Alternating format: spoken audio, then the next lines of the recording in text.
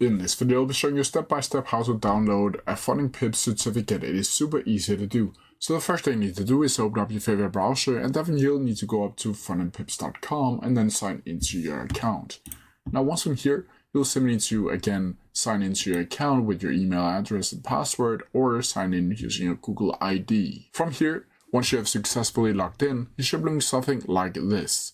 Now from here, you'll need to go over to the left hand side and go over to the menu.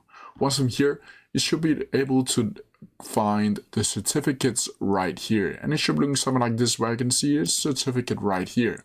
Once you click on it, you'll be able to see an overview of all of your different certificates.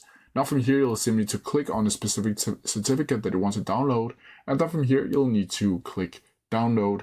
And if that doesn't work, you can just always click Ctrl P for print, and then print it out either as a PDF or on your printer.